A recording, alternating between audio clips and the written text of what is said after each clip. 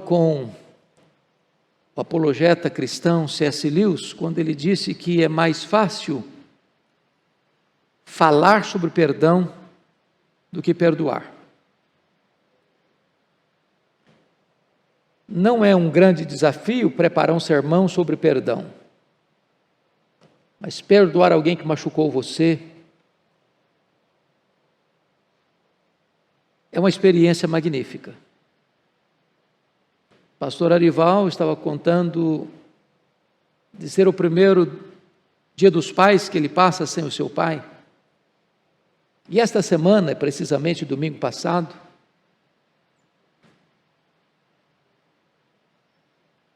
fizeram 38 anos que um irmão meu foi assassinado.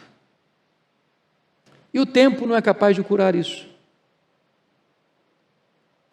Uma dor atroz, um sentimento doloroso,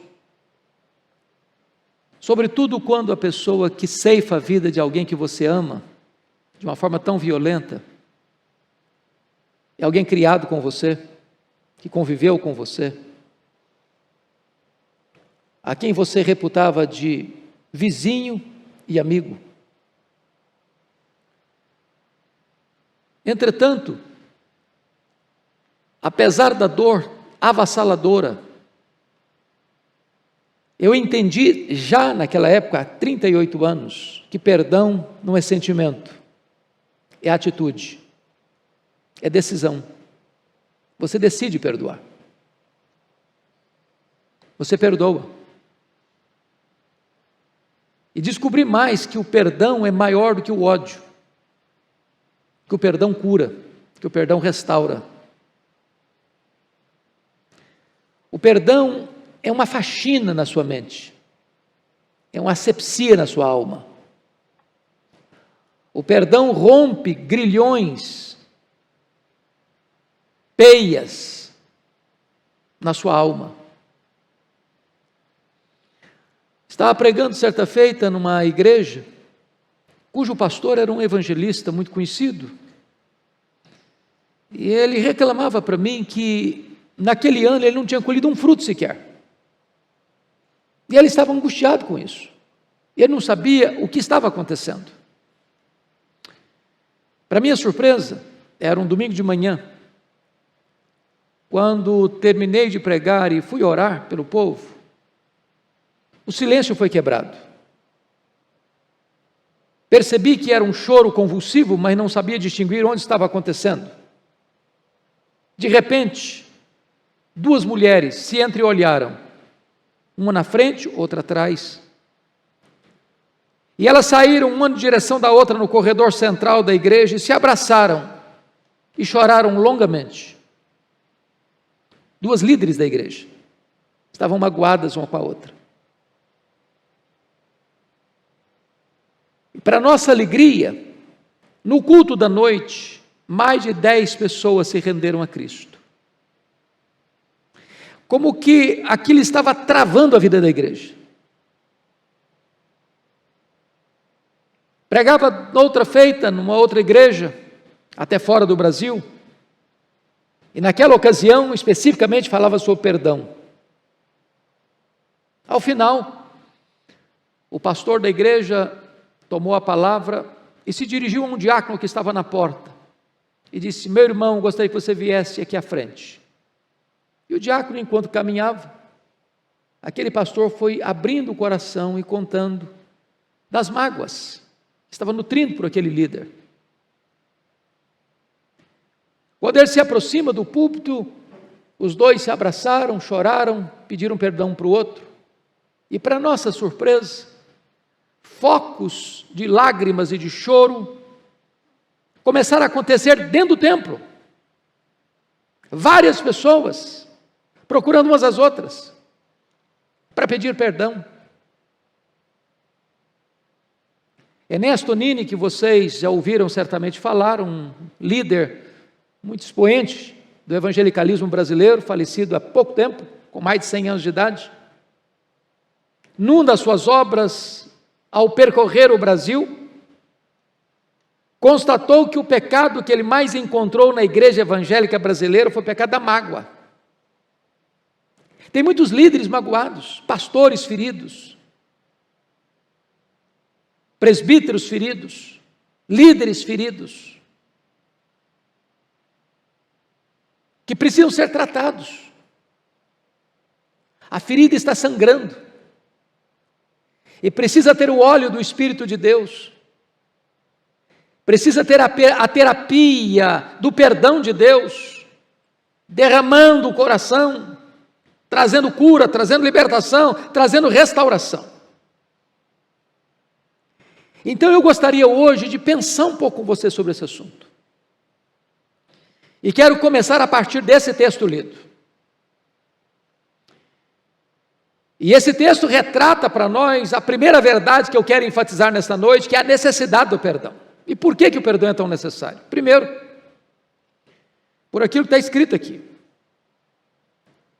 Suportai-vos uns aos outros, perdoai-vos mutuamente, caso alguém tenha motivo de queixa contra outra. A primeira coisa que eu preciso de perdoar o meu irmão é que nós temos motivo de queixas uns contra os outros. Isso é um fato, isso não é uma mera possibilidade. Nem você, nem eu somos uma pessoa perfeita. Nós vamos decepcionar as pessoas e as pessoas vão nos decepcionar. É claro que essas decepções podem ser pequenas, leves, médias, pesadas. Mas é absolutamente necessário que haja perdão. E gente crente, escute isso que eu vou dizer, gente crente briga, sabia? Se desentende. A Bíblia diz que Paulo e Barnabé se desentenderam e não puderam caminhar juntos mais por causa de João Marcos. É claro que lá no céu, nem você nem eu vamos precisar perdoar. Perdão é para aqui, é para agora. Então eu gostaria que você agora parasse um pouquinho e perguntasse assim: tem alguma coisa pendente na sua vida nessa área? Dentro da sua casa, com a sua família, lá no seu trabalho? Talvez lá no passado, que precisa ser tratado, trazido de volta para ser curado. Mas por que é necessário perdoar? Primeiro, amado, que se você é crente, você recebeu uma nova vida. E guardar mágoa não combina com essa nova vida que você recebeu. Eu não estou dizendo que se você é crente, você não está sofrendo injustiça. Penso, por exemplo, no caso de José, que sofreu 13 anos até ser honrado no Egito. Mas antes de encontrar os seus irmãos, a decisão de perdão já estava no seu coração, porque quando nasceu o primeiro filho, ele botou o nome no menino de Manassés: o Senhor me fez esquecer. É uma decisão. A decisão que Jesus toma na cruz: Pai, perdoa-lhes porque não sabem o que fazem. A decisão que o diácono Estevão toma quando é apedrejado: Senhor Jesus, não lhes imputes esse pecado. Se você é crente, meu irmão, você precisa perdoar. Faz parte da natureza da vida que você recebeu. Mas por que você e eu devemos perdoar? Nós devemos perdoar porque nós fomos muito perdoados. O texto diz assim, confira de novo comigo, está escrito: assim como o Senhor vos perdoou, assim também perdoai vós. Bom, talvez a pergunta que você devia fazer para o seu coração hoje é essa: qual o tamanho do perdão que você recebeu de Deus? Quanto Deus perdoou você? Como Deus perdoou você? Até quanto Deus perdoou você? Você tem consciência disso? Como você era? Quem você é agora? O que Deus fez na sua vida? Como Ele cancelou sua dívida, como Ele perdoou seu pecado? E a Bíblia diz que Deus pega o nosso pecado e lança para trás das suas costas. Que Deus pega o nosso pecado e com uma névoa Ele desfaz. Ele pega o nosso pecado e afasta de nós o nosso pecado, como Ele afasta o Oriente do Ocidente. Como Ele pega o nosso pecado e joga lá nas profundezas do mar. E talvez, como o Corrie ten Boom disse, bota uma placa depois, é proibido pescar aqui. Assim como você recebeu esse grande perdão, você deve perdoar. E Jesus ilustra isso com a parábola, chamada a parábola do credor incompassivo, que é uma das mais ricas parábolas das Escrituras sobre essa questão do perdão. Do homem que devia 10.000 talentos e foi perdoado. E hoje, pastor Orival, eu estava em casa pensando neste assunto, resolvi examinar melhor isso, porque 10.000 talentos era uma cifra astronômica no primeiro século que nenhum cidadão podia dever. Um talento são 35 quilos de ouro. 10.000 talentos são 350 mil quilos de ouro. Eu não sei se você é do ramo, mas sabe quanto está valendo hoje? 9 de agosto, 1 grama de ouro. Se são 350 mil quilos, são 350 milhões de gramas. Cada grama hoje vale R$ 356,02.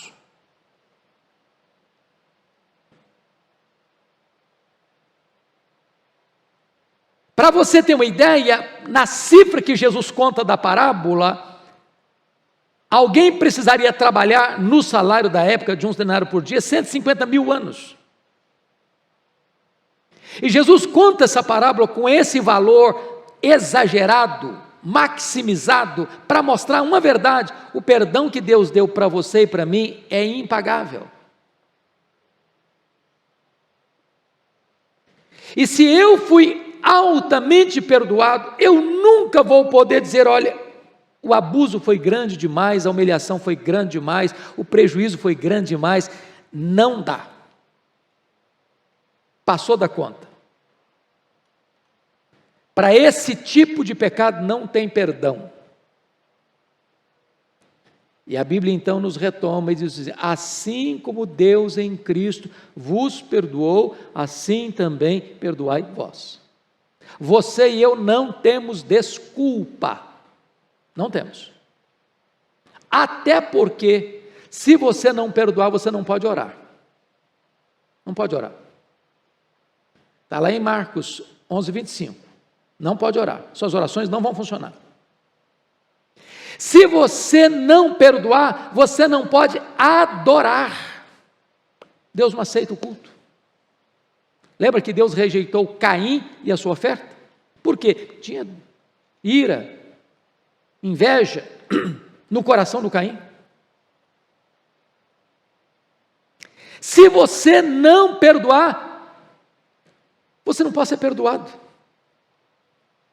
Pai, perdoa-nos as nossas dívidas, assim como nós perdoamos os nossos devedores.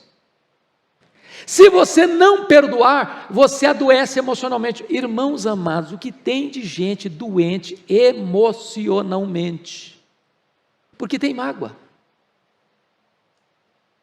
E é nessa conjuntura que Tiago vai dizer que nós devemos confessar os nossos pecados uns aos outros para sermos curados. Tem doenças que são chamadas de hamartiagênicas. Hamartia é pecado no grego. Doenças hamartiagênicas são doenças geradas por problemas emocionais não resolvidos. A Organização Mundial de Saúde diz que mais de 50% das pessoas que passam pelos hospitais tratam-se de doenças psicossomáticas.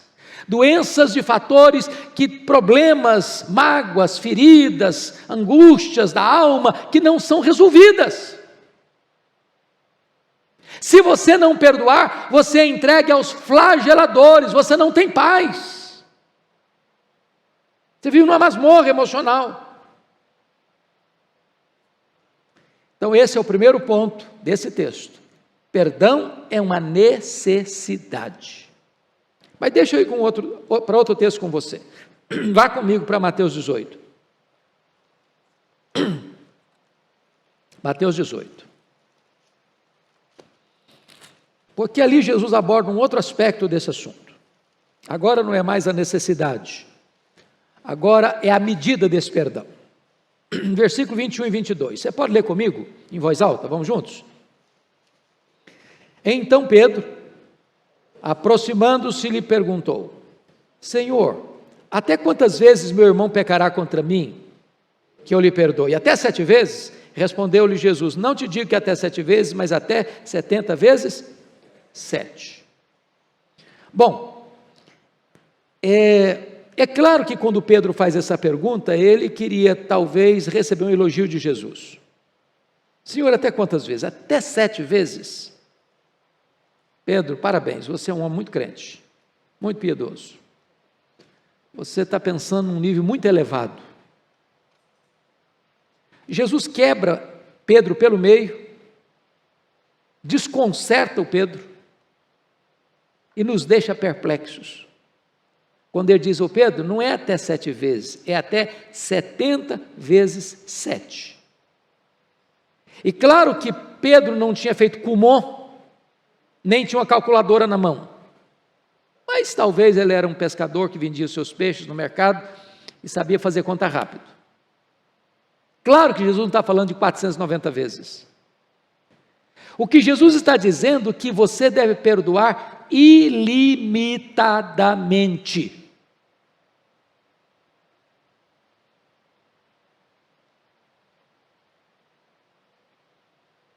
Porque, pense comigo, irmãos, na prática, se alguém falha com a gente, tá bom.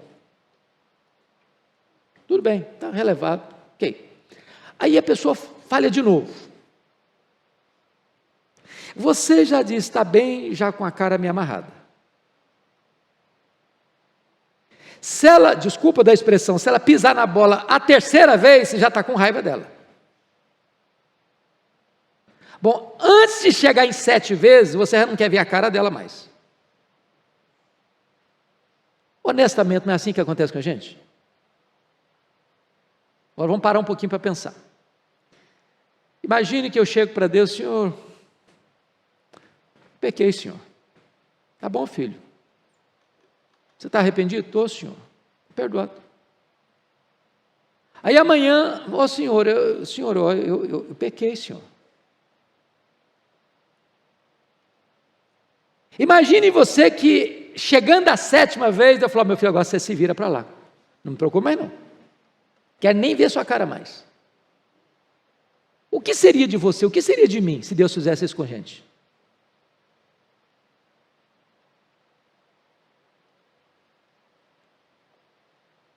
Esse negócio é mais sério do que a gente imagina, irmãos. Vida cristã é coisa muito mais séria do que a gente imagina. Senhor, é até 7 vezes? Não, Pedrão, não é até 7 vezes, não, até 70 vezes 7. Não tem limite. Mas eu não estou falando de coisinha miúda, não. Eu posso falar de coisas graves, sérias. Vamos pensar, por exemplo, no testemunho de Corrie ten Boom. Alguém já leu, chegou a assistir lá atrás o filme O Refúgio Secreto? Alguns aqui já viram. Você se lembra desse fato no período da Segunda Guerra, os nazistas massacrando o mundo? Aquela família da Holanda foi capturada. Todo mundo morreu, exceto 2 meninas, que escaparam, foram para o campo de concentração. Corrie ten Boom e Betsy ten Boom. A Betsy sofreu torturas terríveis nas mãos de um soldado nazista, ela que já estava frágil, fraca, doente, com escassez de pão, com torturas mentais e corporais, e esse soldado nazista matou a Betsy na frente da sua irmã. E gosto de sangue veio na sua boca. Por providência divina, Corrie ten Boom foi liberta. Saiu do campo de concentração, escapou. A guerra acabou. E agora a Corrie ten Boom está pregando nas igrejas, dando testemunho. Quando certa feita ela pregava numa igreja na Alemanha. E ao terminar de pregar, ela estava na porta abraçando as pessoas, quando ela vê um senhor de cabelos grisalhos se aproximando, e ela reconhece esse homem. Era exatamente o nazista que tinha matado a sua irmã com truculência. O gosto de sangue veio na boca de novo. Quando o homem estendeu a mão para ela, ela encolheu a mão. Mas você sabe quando o Espírito Santo de Deus fala com a gente? Não estou falando de falar com a voz audível, nem com voz mística. É aquela convicção de Deus que lhe dá no momento. E então ela estendeu a mão e disse a ele: eu sei quem é o Senhor. Eu sei o mal que o Senhor me fez. Mas em nome de Jesus, o Senhor está perdoado. Fique livre, porque agora eu estou livre. Perdoe. Não importa o que a pessoa fez. Passa a esponja do sangue do cordeiro nessa ferida. Fique livre. Pois bem, eu gostaria então de concluir, levando vocês ao terceiro e último texto. Vá comigo para Lucas 17, versículos 3 a 5. Porque aqui tem algumas lições importantes. Primeiro é a necessidade, segundo é a medida. Agora a questão é como eu perdoo. Quais são os passos que eu devo dar? Então vamos lá. 17,3 diz assim de Lucas: acautelai-vos, se teu irmão pecar contra ti, repreende-o, se ele se arrepender, perdoa-lhe. Se por 7 vezes no dia pecar contra ti, e 7 vezes vier ter contigo dizendo: estou arrependido, perdoa-lhe. Então disseram os apóstolos ao Senhor: aumenta-nos a fé. Bom, primeiro passo: cautela. Acautelai-vos. Por que cautela? Porque não se trata desse assunto perdão sem envolver gente machucada. Então, você não vai a um médico com o braço quebrado e ele dá murro no seu braço. Tem que tratar com jeito, com tato, porque está o quê? Quebrado. A gente tem que ter cuidado para não abrir mais a ferida ainda. Ou não usar, numa expressão bem brasileira, uma marreta de 5 quilos para pregar uma taxinha. Uma força desproporcional ao problema. Vá com cautela. Porque tem gente que até no ato de pedir perdão ou de perdoar, manifesta a sua arrogância. Diz assim: olha, porque eu sou um homem de Deus, cheio do Espírito Santo, eu resolvo perdoar você que é um crápula. Bom, em vez de resolver o problema, ele criou mais um. Cautela. Segundo lugar, veja comigo. Se teu irmão pecar contra ti, repreende-o.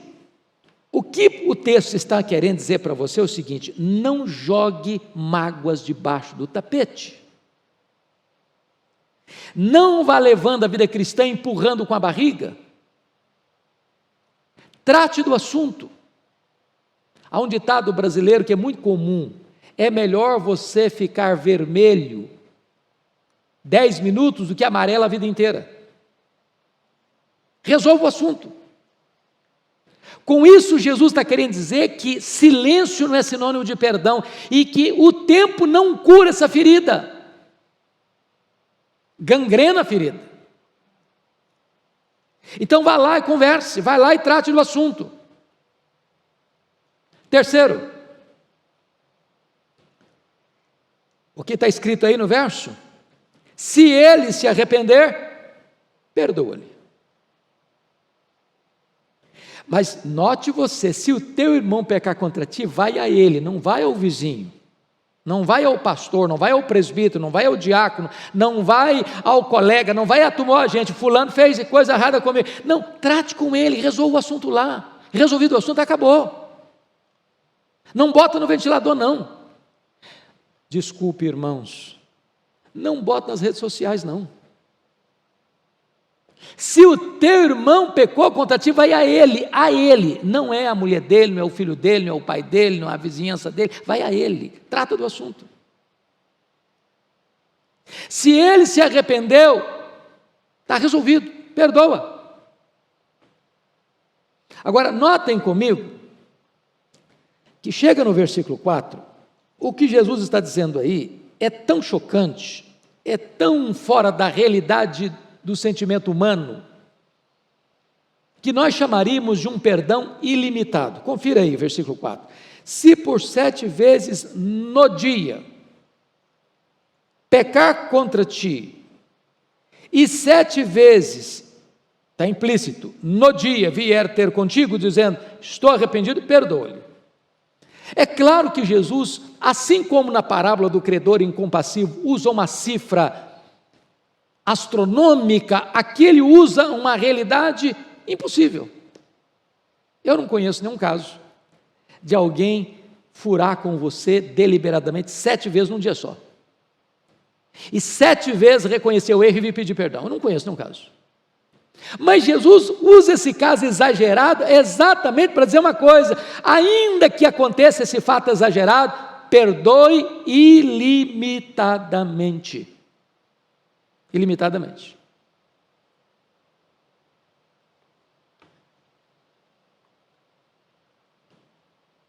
Amados irmãos, agora notem comigo.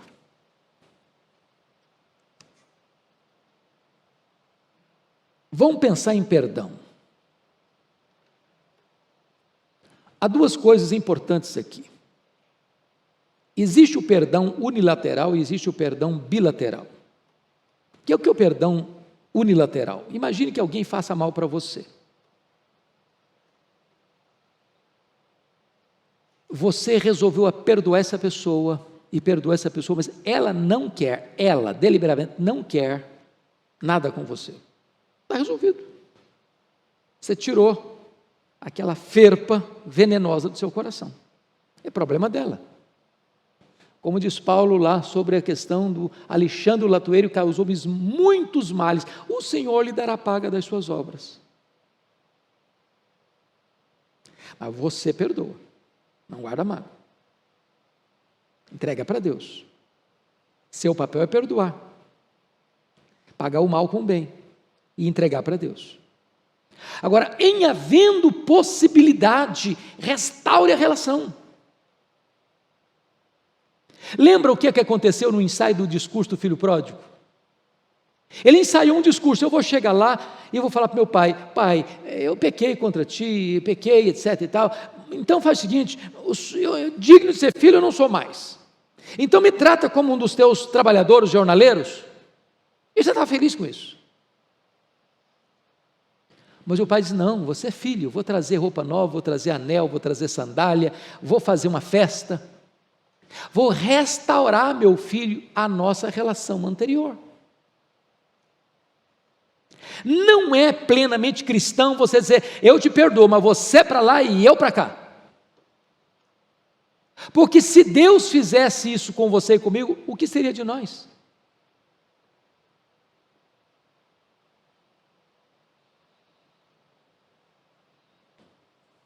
Agora, os discípulos então ficaram muito chocados com a intensidade da fala de Jesus. E responderam no versículo 5 o seguinte: então disseram os apóstolos ao Senhor: aumenta-nos a fé. O Senhor está com um padrão tão alto, tão alto, tão alto, não dá para nós, Jesus. Dá para nós não. Então, ou o Senhor aumenta-nos a fé, ou então não dá para perdoar o que o Senhor está mostrando. E aqui que eu quero fechar minha fala dizendo o seguinte, irmãos: você e eu não perdoamos porque nós somos bonzinhos.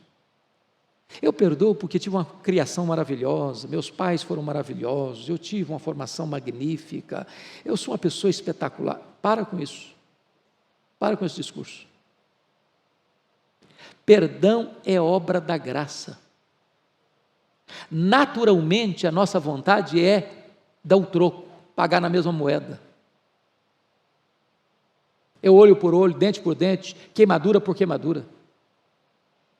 Perdão é obra da graça. Você e eu precisamos da intervenção de Deus em nós, para que por meio de nós o perdão flua. Então, meu amado, rejeite esse negócio de ideia de desforra. Não, fulano vai me pagar, a hora dele vai chegar. Esquece isso. Tome você a iniciativa de resolver o problema. Não importa se você é o ofensor ou ofendido, vai lá, resolva. Não envolva outras pessoas também não. Se o teu irmão pecar contra ti, vai a ele, não procura mais não, vai a ele. Se não tiver jeito, aí chama 2 testemunhas. Se não tiver jeito, aí busca a ajuda da igreja. Mas dê os passos bíblicos. Não exige justiça, exerça misericórdia. E mais, se precisar, sofra o dano. Sofra o dano.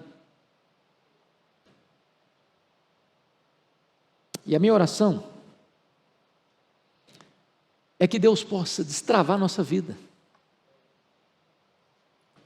destravar o nosso coração, com o exercício do perdão. Vamos orar juntos? Você vai ficar em pé onde você está? E nós vamos pedir a Deus, para Deus ter misericórdia de nós.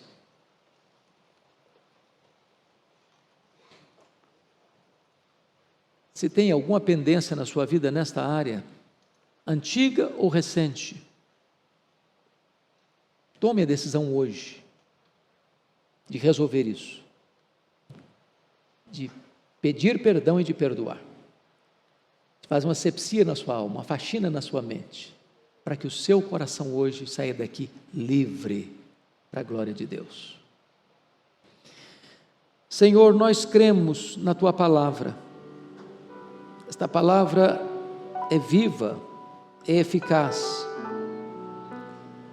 É claro que nós, por nós mesmos, não podemos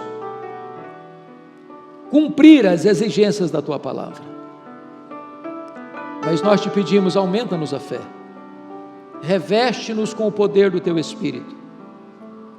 Conceda-nos o mesmo sentimento que houve também em Cristo Jesus.